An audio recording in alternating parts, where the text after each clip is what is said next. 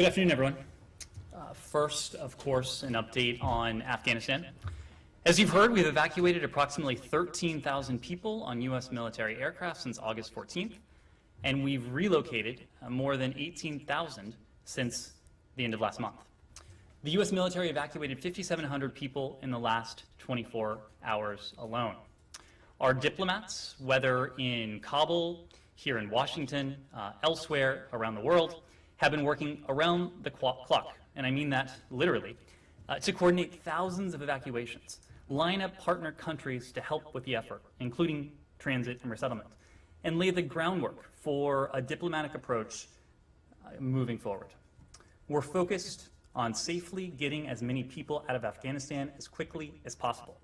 And of course, our top priority is the safety and the security of the American people. To do that, we have set up an unprecedented task force with the sole goal of locating and offering guidance to any U.S. citizen who may be present in Afghanistan and who wishes to depart. Hundreds of consular officers from across our Bureau of Consular Affairs and our posts worldwide are taking part in this effort. This task force uses all available data to contact U.S. citizens who may still be present in Afghanistan to determine how best to assist each one of them. Each U.S. citizen who has contacted us and who may still be present in Afghanistan will receive a personalized communication, and in many cases, that's a phone call, to determine their present location and potential interest in repatriation.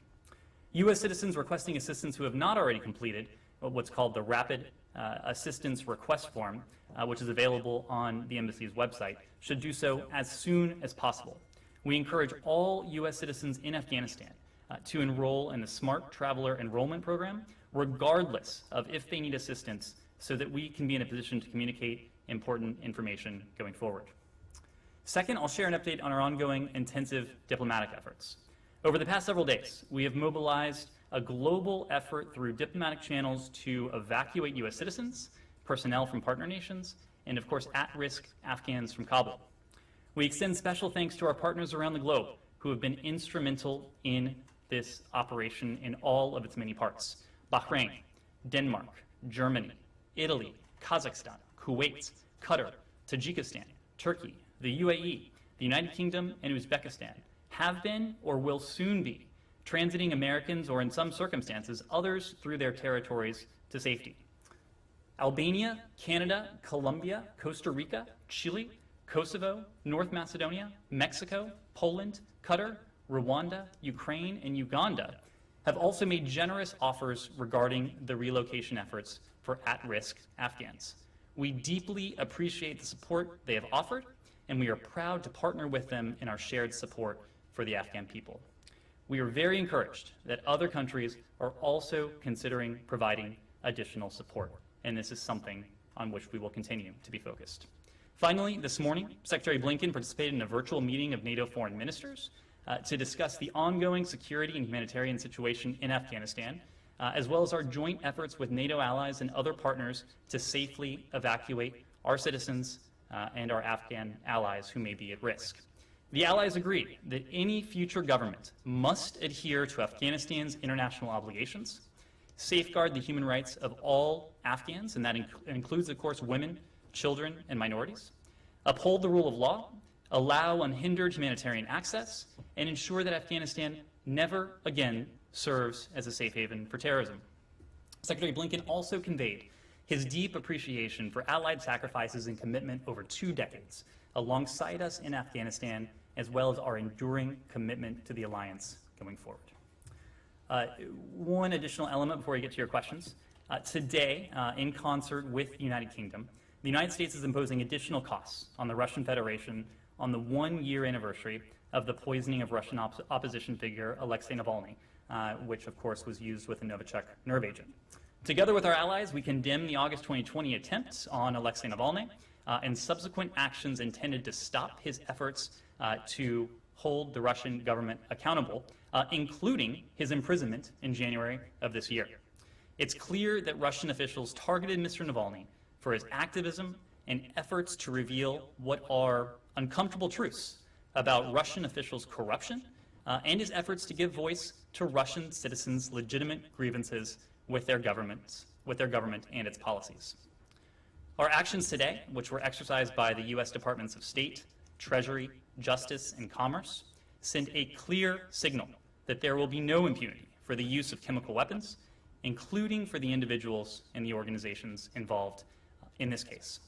Any use of chemical weapons is unacceptable and contravenes international norms. The United States calls upon Russia to comply with its obligations under the Chemical Weapons Convention. We reiterate our call for the Russian government to immediately and unconditionally release Mr. Navalny. The department also submitted a report to Congress today pursuant to the Protecting Europe's Energy Security Act of 2019, or PISA, as we call it, to continue to address Nord Stream 2. As a result, 2 Russian entities will be sanctioned and 2 Russian vessels will be listed as blocked property. As we have said, the administration continues to oppose Nord Stream 2 as a bad deal for Ukraine and a bad deal for Europe and a harmful Russian geopolitical project. We remain committed to implementing PISA, even as we take steps to reduce the risk an operational NS2 pipeline would pose to European energy security and the security of Ukraine and frontline NATO and EU countries. With today's action, the administration has now sanctioned 7 persons and identified 16 of their vessels as blocked property pursuant to PISA in connection with this Nord Stream 2 project. The administration continues to work with Germany, with Ukraine, and other allies and partners to implement the July 21st joint statement that we agreed to with Germany on support for Ukraine, energy security, and our climate goals. Today's actions send a clear signal to Russia that the United States is united in our commitment to impose costs on Russia for its aggression and malign activities, and to support a more secure and sustainable energy future for Ukraine and our partners in Europe. With that, I don't know where to begin since we're missing our front row, but please. I have a couple questions on numbers. In his speech today, the president said that the U.S. was making the same commitment to Afghans. He mentioned SIV applicants, people who had worked at NGOs, other vulnerable Afghans, as he was making to U.S. citizens. Do you have a general estimate of how many people would be included in that universe of potential evacuees to include all those groups of Afghans? Well, let me take this in turns. As you know, we have a commitment to the American citizens who are in Afghanistan. We have spoken of our enduring commitment to those Afghans who have worked with us, and that includes our locally employed staff, that is to say, those who worked with us at our embassy in Kabul, as well as the many brave Afghans who partnered with the United States government over the course of some 20 years, in many instances putting themselves or their families at risk. This so-called SIV program is a program that this administration has prioritized from day one, and we've made very clear that we are committed to doing all we can for these brave Afghans and their families. When it comes to American citizens, when it comes to our locally employed staff, and when it comes to a certain segment of the SIV population, that is to say those SIV applicants who have completed stages of their security vetting process, we have reached out to them and we have instructed them to consider traveling to the Hamid Karzai International Airport. Now, each one of these universes, numbers are, precise numbers can be difficult to discern. We know in the SIV population that there are a number of Afghans who have completed what's called the Chief of Mission stage and who have completed part or all of the security vetting stage. Those are the SIV applicants that we've reached out to. When it comes to, and of course, their dependents, and so you know that SIV applicants are eligible to bring a spouse and minor children as well, which of course adds to the tallies. There have been a lot of questions, of course, about figures when it comes to U.S. citizens. And so it's worth offering just a bit of context there. I think, as you know, Nick, whether the country is France or Afghanistan, the State Department doesn't track the movement of American citizens. I'm not asking about American citizens, I'm just asking about the broad universe of Afghans who would potentially come out. The president said in an interview with ABC a couple days ago, he put that number at no more than 65,000 people. There was a statement today from one advocacy group that said that the U.S. should consider airlifting out about 200,000 people. There's some estimates that there may be as many as 500,000 people who need to come out. So we know the president has a number in his head of 65,000 people for that broad universe, not talking about American citizens. Does the State Department have a number when it looks at the overall capacity, obviously, that it can get out, but how many people may want to come out? So again, that overall number is going to depend on a few factors. First, it's going to depend on the number of people who wish to be relocated, and that includes in all of those categories. We have made contact with many of these individuals. We have indicated that if they wish to relocate, that we are offering to facilitate that for them, and that in some cases they should consider making their way to the airport compound. But the broad point here is that we have dramatically increased capacity over recent days, and this, of course, is capacity that is on top of Operation Allies Refuge, which we launched in the middle of last month to begin the airlift operation for a segment of the SIV population. What it comes down to is the fact that we are going to do as much as we can for as long as we can for as many people as we can. Just to hammer this out, the president someone gave him a number of 65,000 people. So can you just clearly when you go about planning this evacuation process, you have this deadline of August 31st, you have the capacity, maybe that's somewhere in the range of 100,000 people, whatever it may be. What is the State Department thinking in terms of how many people overall are actually going to want to come out? Those are conversations that are ongoing right now. Again, we have reached out to all of these populations, to American citizens, to Afghans who may be at risk, to third country nationals, partners who have worked with us on the ground, to, in many cases, make the offer of relocation. But before we can relocate someone, we need to ascertain that that person, in fact, wants to be relocated. When it comes to the American citizens, this task force that I talked about, what they are doing, and these are not individuals who are based in Kabul, they're based around the world. They are going through the registrations that American citizens based in Kabul have submitted, using the contact information that they have provided.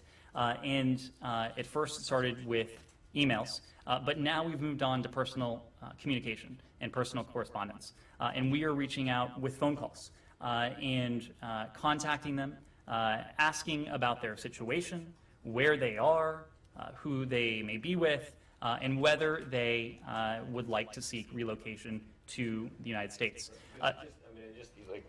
You guys are in a situation now where you have this deadline and you have the promise from the president. I just don't see how those two things can be squared if you have this promise from the president to help this massive group of people, but you have essentially now an 11-day deadline to get all that done. How are you going to do it? We have, as you've heard from the Department of Defense, tremendous airlift capacity. That capacity has increased by the day. Right now, we are able, and you've heard the numbers today, 5,700 people, 13,000 people since August 14th, 18,000 people since the end of last month. Of course, there are several different ingredients. The most important ingredient is the people, and having the people present and alerting the right categories of people at the right time. That is something that the Department of State has been doing for several days now. The airlift capacity is another element of this, and DoD has spoken to their ability to increase that capacity over the past several days. But then the transit sites. As you know, many of these individuals we've been able to relocate have been going to Doha, Qatar, of late. But we are gratified that we have a number of countries, many of which I just mentioned, that have offered to host, whether it is American citizens who are transiting back to the United States, whether it is third country nationals, and some of them have been very generous and offered to host at-risk Afghans. I can confirm that we have begun to transfer people from Doha. The first flights have arrived at Ramstein Air Base in Germany. We expect to have other locations coming online in the coming days, which will allow us to make sure that we're able to maximize that flow. Because again, what we want to do in all of this, the metric and the only metric we care about, is how many people we are able to relocate, to bring to safety, whether that is Americans that we're repatriating to the United States, whether it is third country nationals whose relocation we're facilitating to their home countries, or whether it is to at-risk Afghans. In many cases, SIV applicants will be brought to the United States. In some cases, we have heard these very generous offers of support from partners, from allies around the world, who will be willing to host at-risk Afghans as they undergo that processing. Kylie. Okay, so can you just list the countries that are right now receiving these U.S. evacuation flights? Just list and then we'll move on. So we will actually have a statement from the Secretary where he's going to be in a position to offer some additional detail on this. But as you know, many of these individuals have been going to Doha to date. The first flights have now landed in Ramstein Air Base.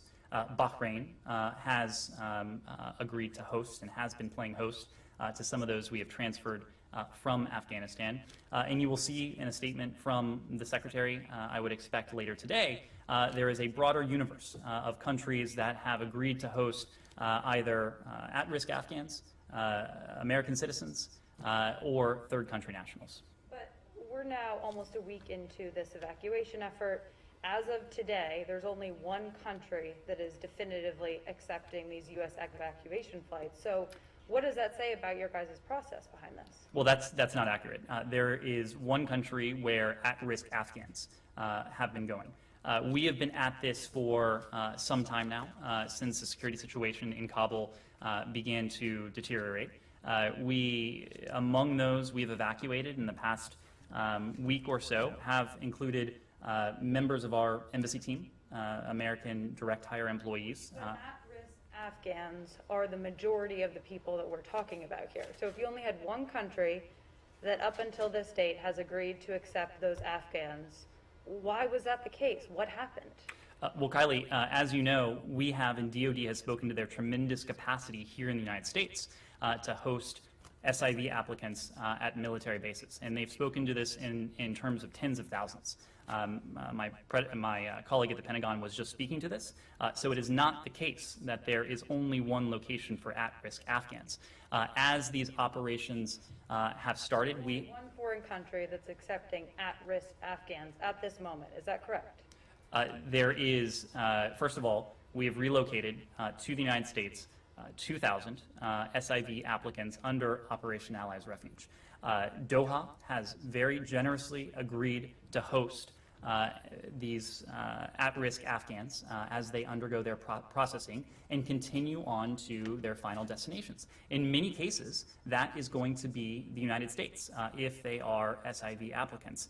So Qatar is not intended to be a long-term location for any Afghans, for any Americans, of course, for any third country nationals. And in fact, flights have already started to take off from Qatar to bring people on a commercial basis, on a charter basis, to the United States, in the case of American citizens, to Ramstein, as I mentioned, for others. And we're going to have additional capacity coming online very soon, in addition to the military bases here that, as you've heard from the Pentagon, can host thousands upon thousands of at-risk Afghans. Laura.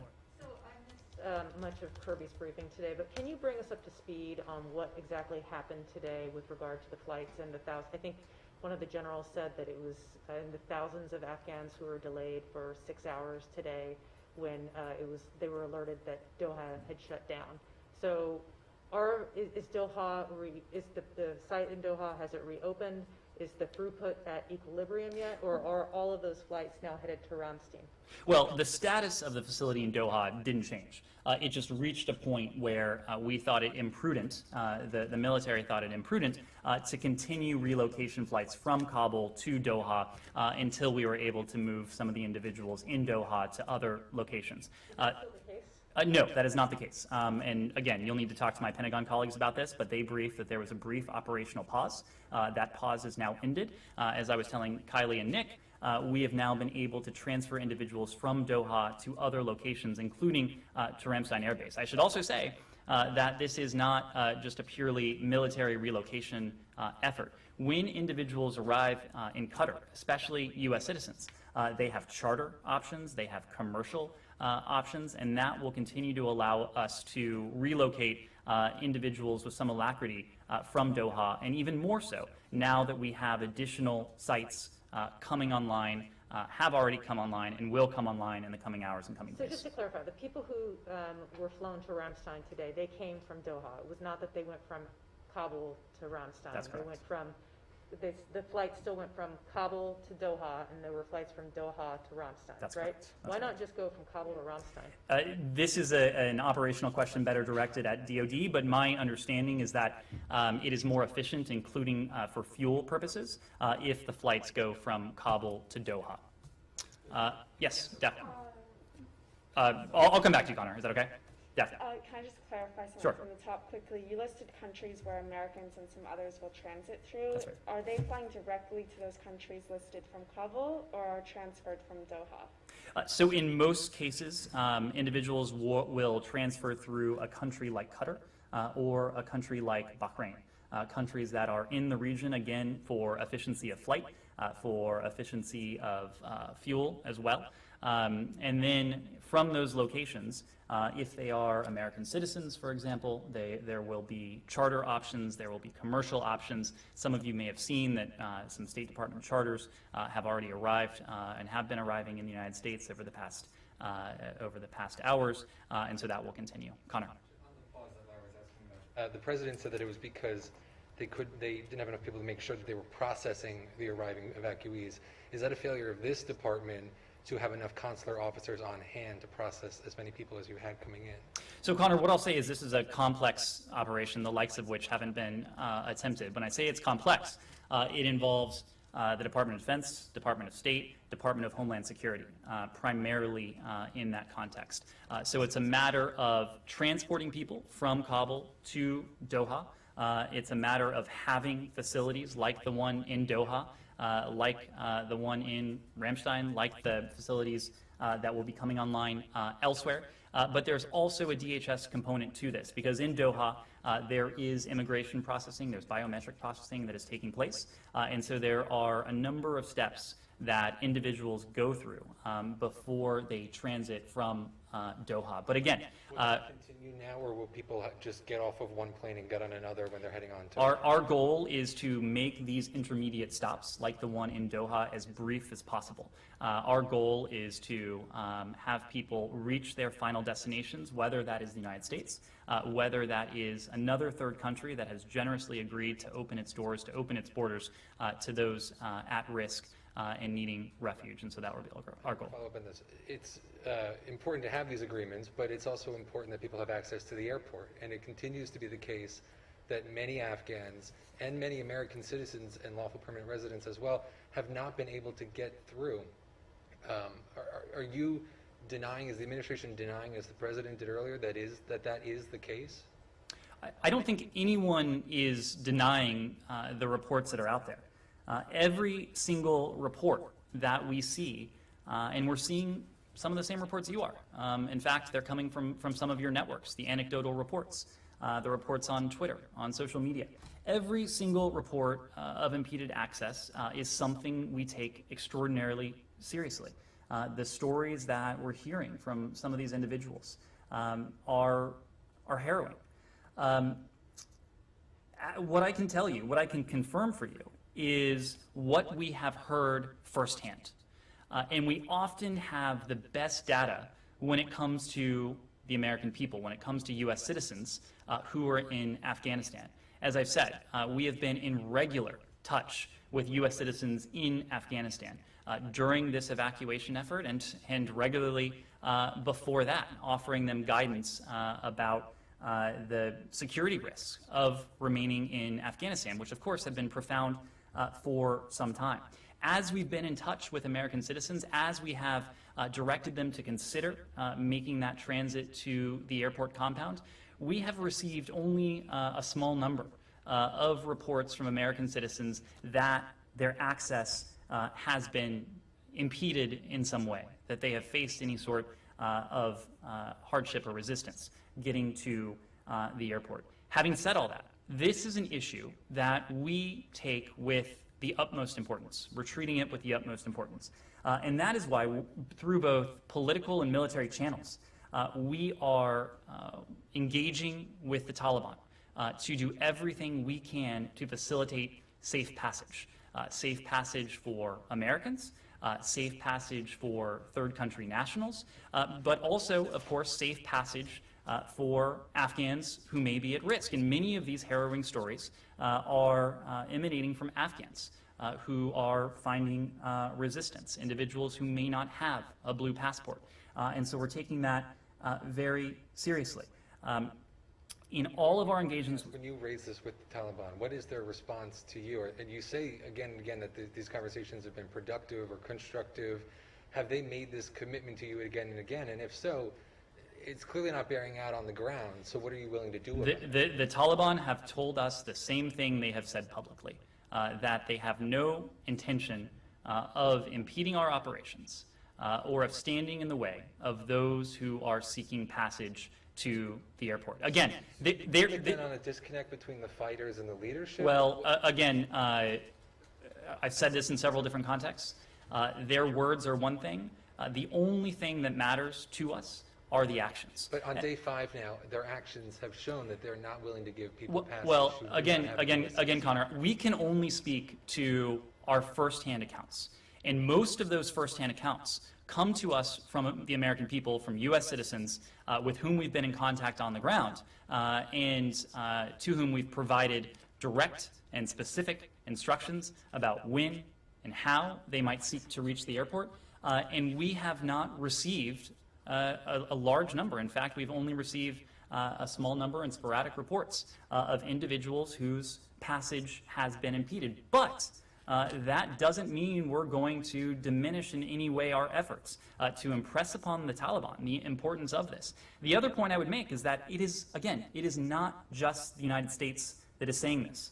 More than 100 countries, 112 countries at last count, have come together to make the point that their citizens, that third country nationals, and that all Afghans, all people in Kabul or Afghanistan more broadly, should be afforded the right of safe passage. We have been nothing but clear with the Taliban. They know that where we stand on this. They also know of the severe and significant consequences should they seek to disrupt our operations or seek to threaten, seek to inflict harm upon our people. I can tell you, and this is relevant to the question. The special representative remains in Doha. He has continued to be in contact with the Taliban political office leadership that remains there in Doha. We have a military channel, as we've talked about as well, and we've impressed this upon them in both channels. For what it's worth, the Taliban, relevant to the ability of people to leave the country going forward, have assured us that they will allow Afghans who wish to leave the country to do so after August 31st. They at least profess to agree with us that a functioning, secure, and operational airport is essential to the well-being of the Afghan people and the maintenance of the Afghan economy. We agree with that.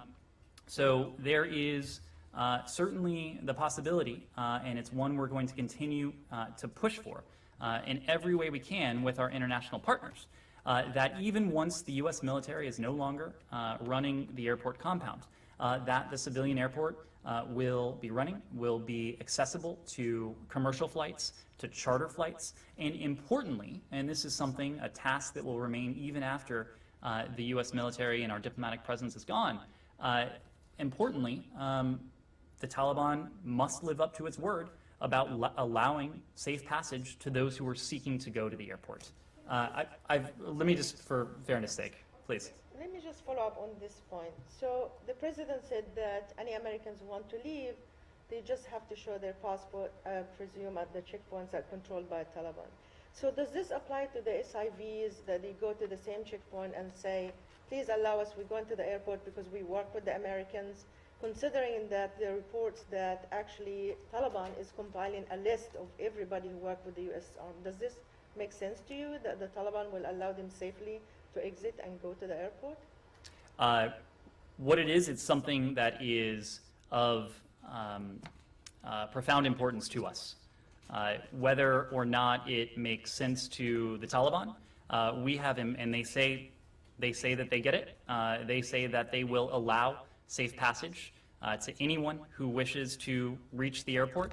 Again, these are the words of the Taliban. We take them for what they are, but we are going together with our international partners to do everything we can to see to it that they make good on their word, and at the same time that they understand the consequences of not doing so. Now, of course, American citizens do have, in many cases, a blue passport, and that may get back to the point that we were discussing earlier, namely that when it comes to those firsthand accounts, the number of reports we have heard directly from Americans about an inability or a risk they faced in transiting to the airport, those have been relatively small. We've seen the reports, you all have seen the reports of Afghans who have been harassed, who may not have been allowed safe passage. I can tell you that we are providing very specific,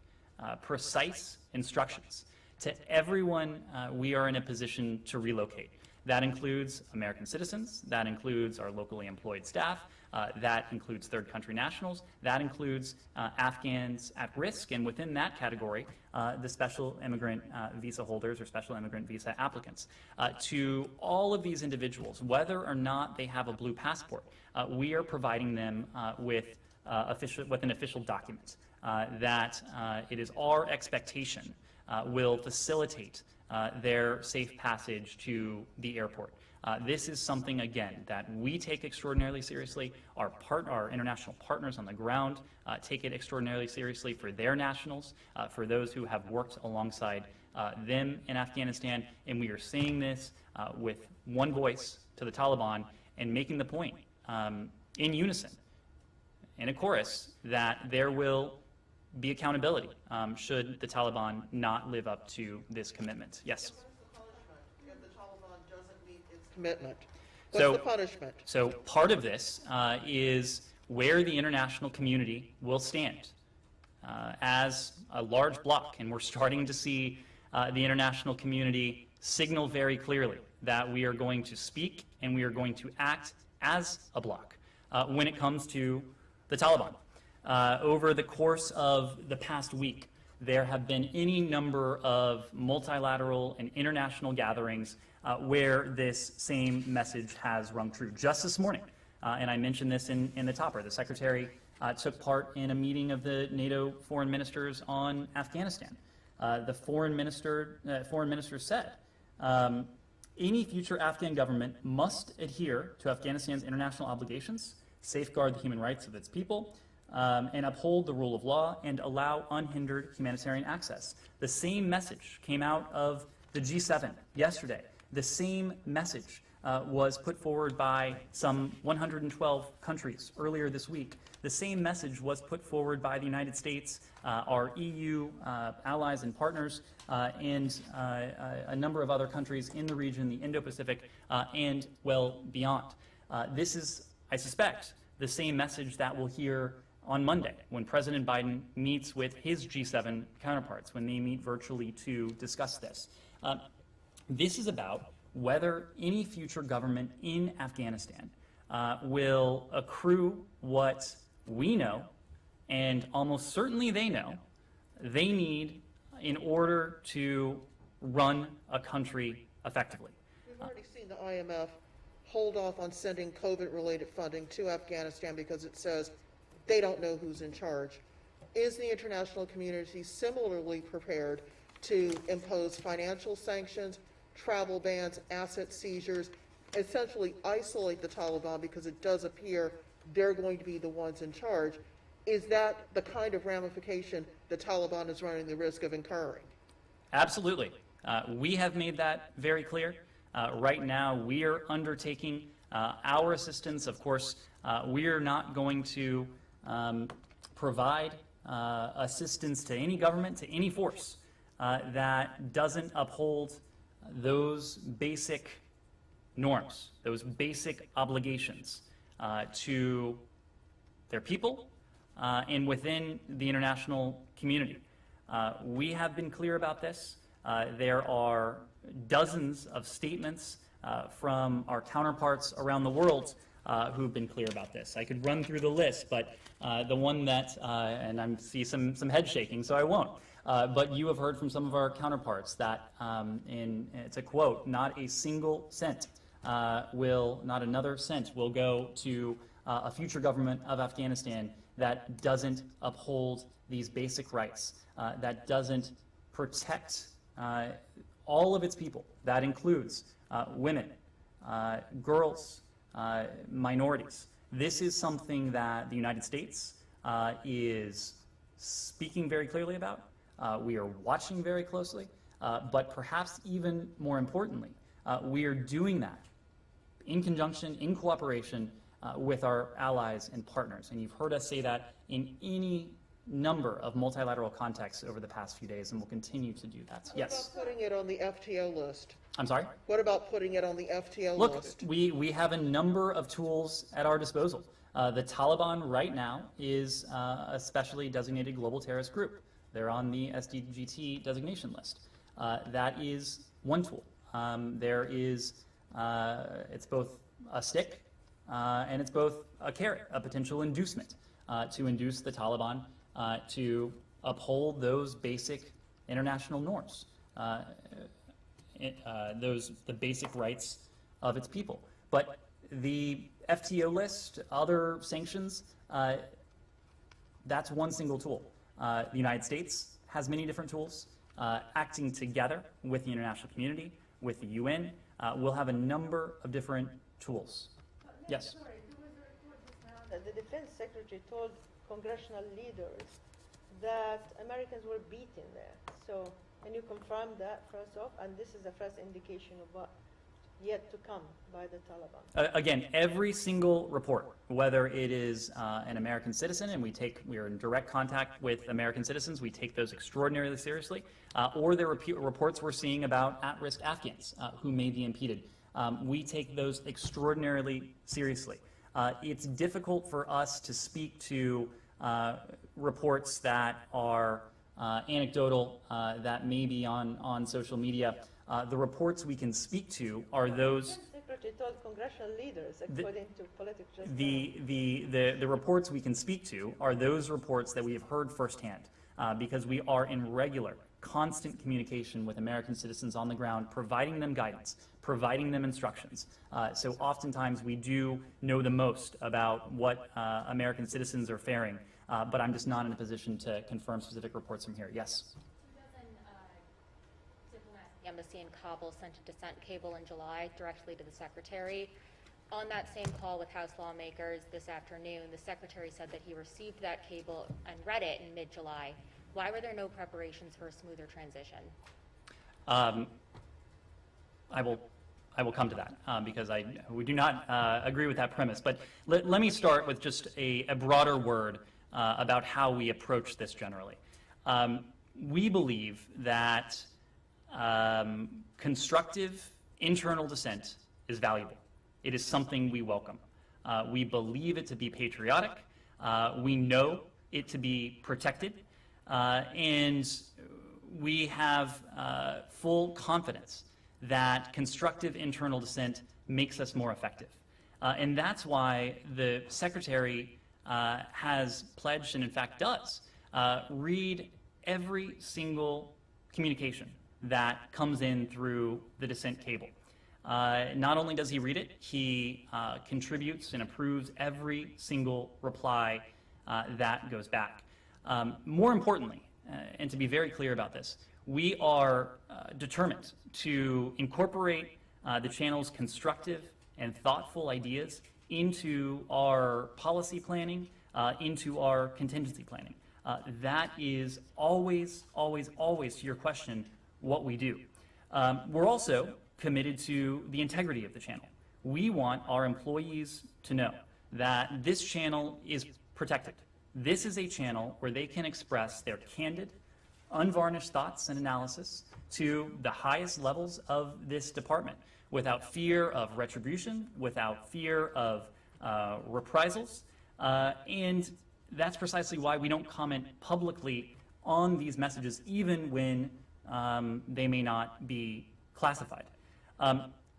So that's the backdrop. When it comes to the SIV processing, when it comes to contingency planning, let me make a couple points.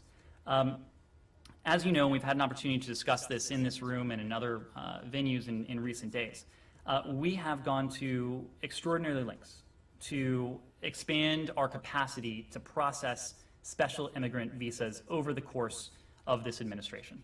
I mentioned this yesterday, but it's relevant to this discussion. When we took office, not a single SIV interview had been conducted since March of 2020. Now, of course, this was due to the COVID protocols that were in place. But within 2 weeks of this administration taking office, those SIV interviews had restarted. As of earlier this month, we were processing more than 800 visas per week. That is an increase of more than 8-fold. We were at about 100 visas per week as earlier this year. And that doesn't happen by accident. That was the result of steps that the department took, that President Biden took. President Biden issued an EO that ordered this department to take a holistic look at this program and to streamline it, to make improvements, which is precisely what we did. It is also a function of the support we have had from members of Congress, because again, this is a 14-step program that is defined in statute, and so we have to work in partnership with Congress on this in terms of the programmatic details of it, but also the budgetary implications. So by earlier this month, we had been able to increase our processing 8-fold. And we did that in spite of a COVID outbreak, in spite of a program that was in some state of disrepair when this administration came into office. I mentioned this yesterday, but there was actually an Inspector General investigation into the SIV program mid-last year, and it was pretty blunt in its findings. Chronic understaffing, a lack of a single coordinating figure, an interagency dynamic that included not only the Department of State, Department of Homeland Security, other departments and agencies that made the processing less than streamlined. On top of all that, the increased throughput in terms of visa processing, we, in mid-last month, announced the launch of Operation Allies Refuge. And this was the effort to actually bring to this country SIV applicants who had completed a certain stage of the security vetting process. That effort is now very much still underway, although in a different form. I say all that not to suggest that we have accomplished what we sought out to do. Far from it. There is a lot of unfinished business here, and in fact, in many ways, the most important elements of this project are ahead of us rather than behind us.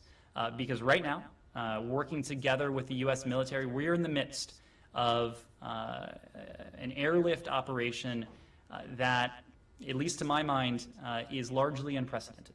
And it is a reflection of the commitment we have to SIV applicants, that not only have we followed through on that commitment to grant them the visa, which is what the SIV program was envisioned to do, but that we are in the midst of an ambitious operation to actually bring them to the United States.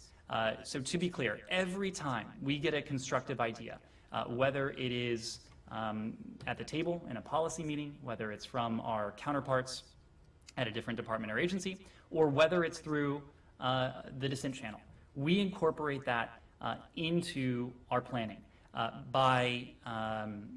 It is fair to say that by last month, of course, there was quite in-depth contingency planning. Contingency planning was something that we started for Afghanistan early in this administration, knowing that we faced a series of important dates, with May 1, the decision that would come before that, and the retrograde operations that would come after that. So the contingency planning, the scenario planning was already very much underway. Every single good and constructive idea was fed into that. It made us better, it made us more efficient, and ultimately it has allowed us to serve our Afghan partners even more effectively. I have a constructive idea. It's actually coming from our colleague from CBS News, who says that she's interviewed multiple green card holders who are sitting in Doha in what looks like a gym. They're not being allowed to leave. Some have been there for several days, which doesn't make any sense, because if they've got valid visas, they should be able to get on a flight and get out. Do you have, is this an aberration in a system that's overwhelmed right now, or is this something that you can take and look into to kind of unfurl this process? Well, as I said, our goal is to see to it that individuals are in transit countries for as short a period as possible. And it's certainly our intent to have and to see this process speed up. And we're going to be able to do that for a number of reasons, but first and foremost, because we have this additional capacity coming on board. In order to see a steady flow through places like Doha, we have already brought other sites online. I've confirmed that flights have landed at Ramstein. You heard me list a litany of countries that have agreed to host in some form or fashion American citizens, third country nationals, Afghans at risk. These guys seem to have slipped through the cracks, I think, is the concern. And so is this a process that's just completely overwhelmed at this point? Again, it's very difficult for me to speak to anecdotal reports. Even if I could, we typically don't do that from the podium out of privacy concerns and other considerations.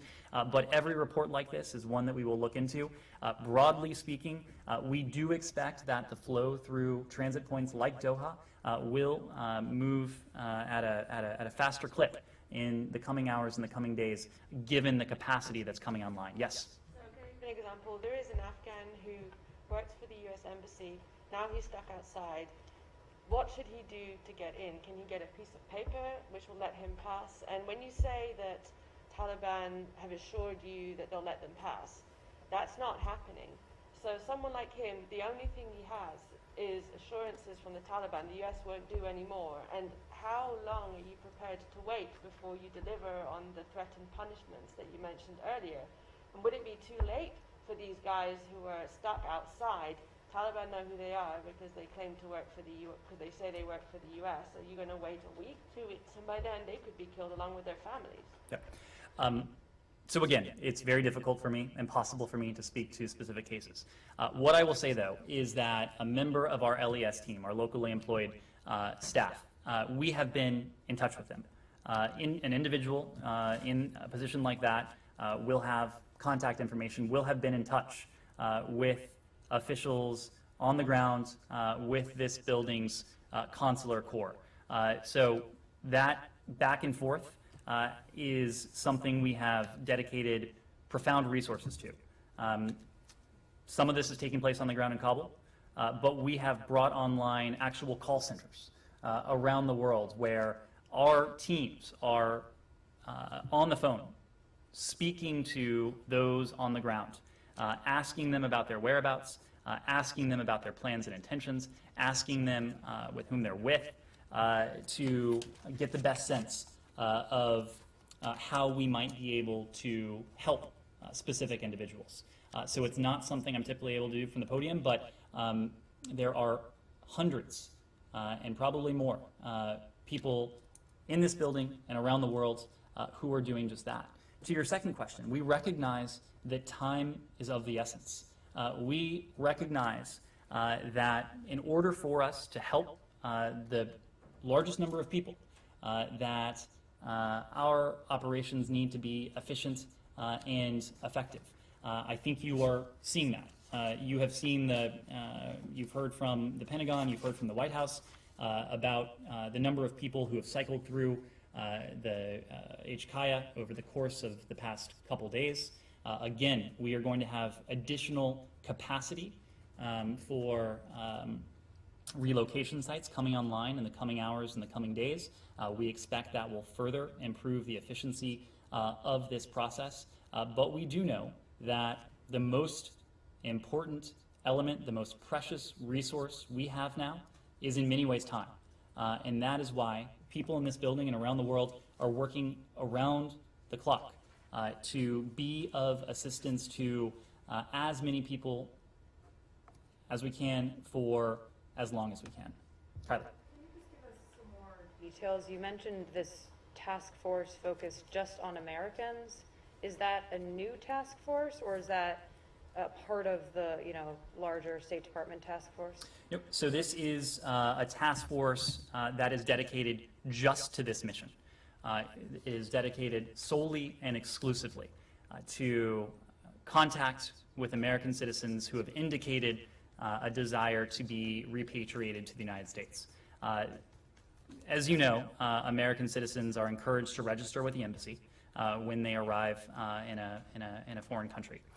We have used that registration system to be in touch with that entire community. And some people who aren't in a country like Afghanistan actually use that registration system to get updates from the embassy in Kabul. So even the number of people who are registered for a system like that isn't precisely reflective of the number of people on the ground. On top of that, you have Americans who come and go. And it was certainly our encouragement, and over the past several weeks, warnings to private American citizens that they should leave Afghanistan, given the deteriorating security situation. We have urged them to do so for months now. For weeks now, we have warned them to do so. So this task force is following up on the primarily email communication that we've been in with these American citizens. And it is to find out precisely where these individuals are, if they would like to be repatriated. Do they have any family members with them? How might they be able to relocate to Kabul or to HKIA if they're not in the Kabul area? So this is a very personalized, it is a very tailored approach to provide as much assistance as we can to every single American. Because again, that is our priority, to offer repatriation services to every single American who wishes to come back here. So is this just a State Department task force, or is this interagency? This and when you are, sorry, yeah. It's a Department of State effort. Okay, and once you have that information, are you sharing it with the U.S. military? And is the U.S. military now going out and getting any of those people to bring them to the airport? Because there are reports of U.S. helicopters now leaving the airport in Kabul to go get some Americans and Afghans. I am going to let my colleagues at the Pentagon discuss what they are doing now. Of course, the President referenced an effort to bring a number of Americans, 168 Americans, across the perimeter. But when it comes to what we may be in a position to do to assist Americans, we will do everything that we responsibly can to assist Americans. What we're talking about now, this task force that is actually, we're calling these American citizens, but we're also going to be in a position to text them, to continue emailing them, every conceivable form of communication. This is indicative of that. We're not ruling anything out, but again, right now we are focused on ascertaining where these Americans are, the condition that they're in, how many people they may be traveling with, and what their desired plans And are. are you sharing that information at all at an interagency level? Look, if it will prove useful to our interagency partners and it's appropriate to do so, we will. But right now, we are trying to ascertain the universe of Americans who may be interested in relocation and the ways we might be able to assist them. Take a final question or two, Daphne. There's been an increasing number of reports of Taliban targeting the press. Is the United States, in its conversations with the Taliban, asking them not to interfere with journalists and allow them to work freely?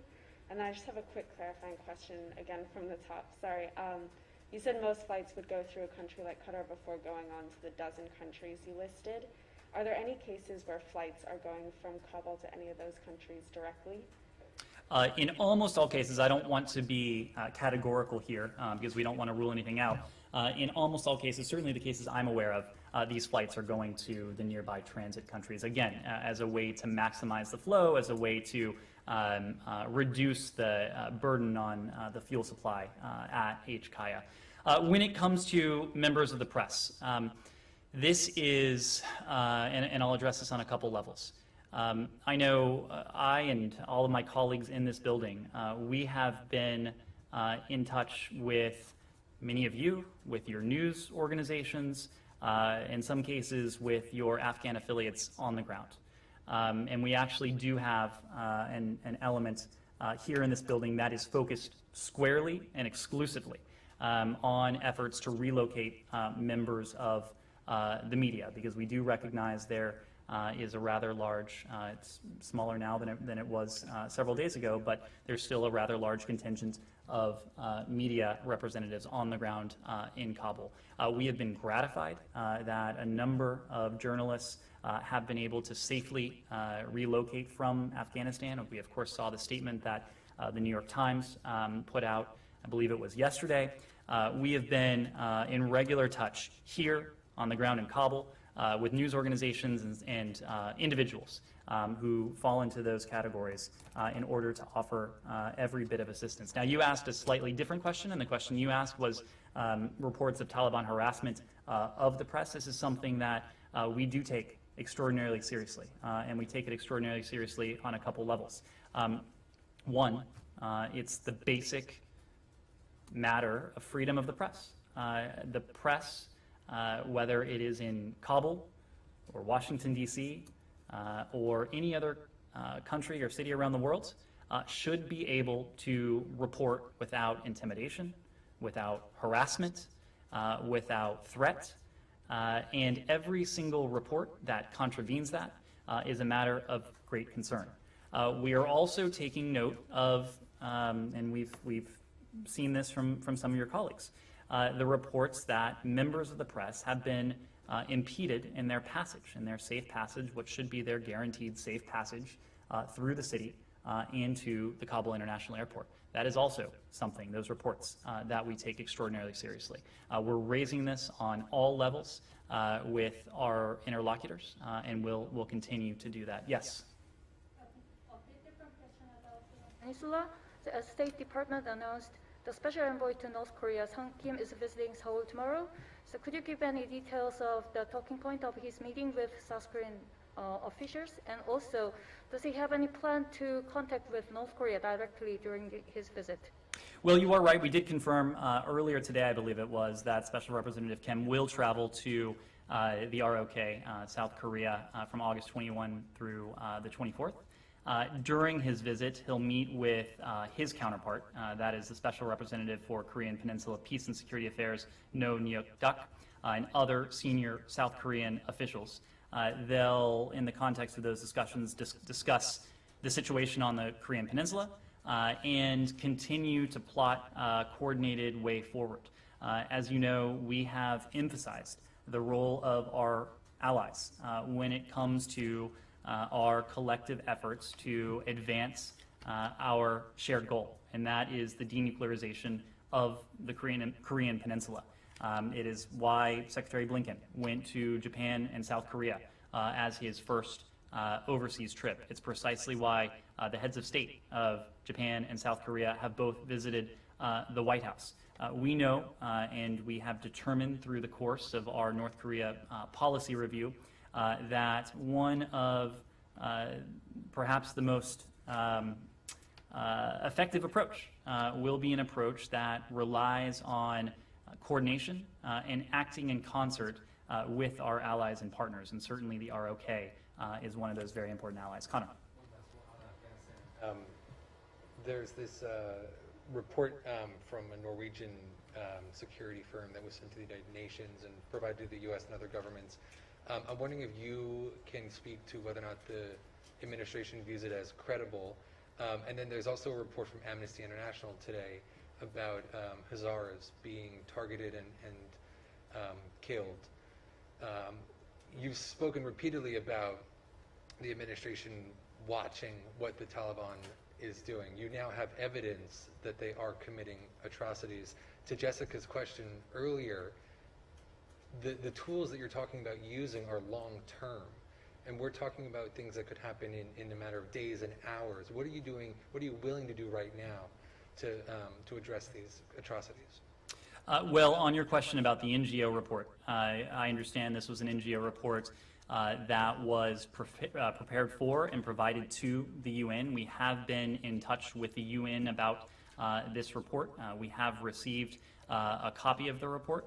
We're going to take a very close look at it, but I'm just not in a position to offer any initial conclusions just yet. When it comes to the Hazaras, these are reports from last month, I believe. And last month and this month and the month before that, we have been very clear and have spoken in no uncertain terms, condemning reports of Taliban atrocities.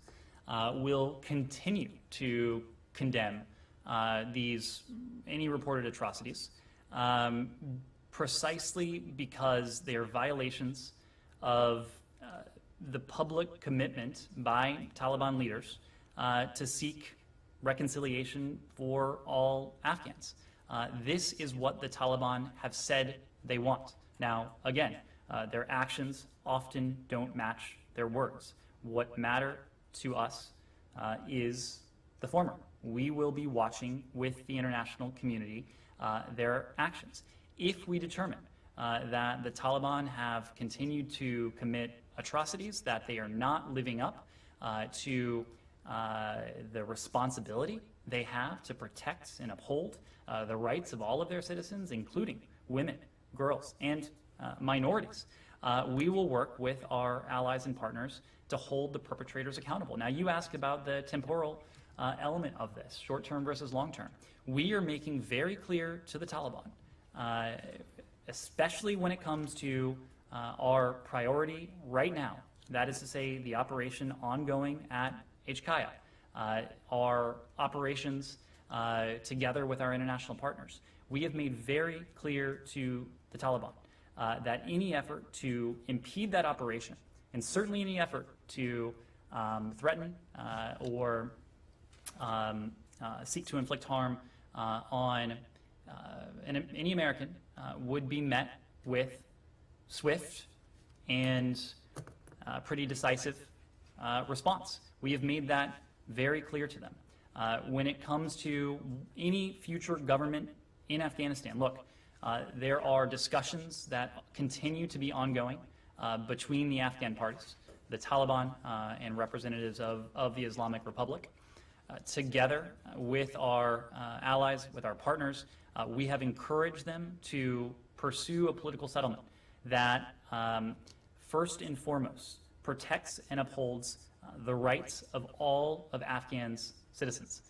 This is something that we have been outspoken about, but again, importantly, it has been something that we have spoken about with a single voice, together with our closest allies and partners, and together with a universe of countries around the world, that when we act in concert, it's more than about these ephemeral issues of recognition or legitimacy.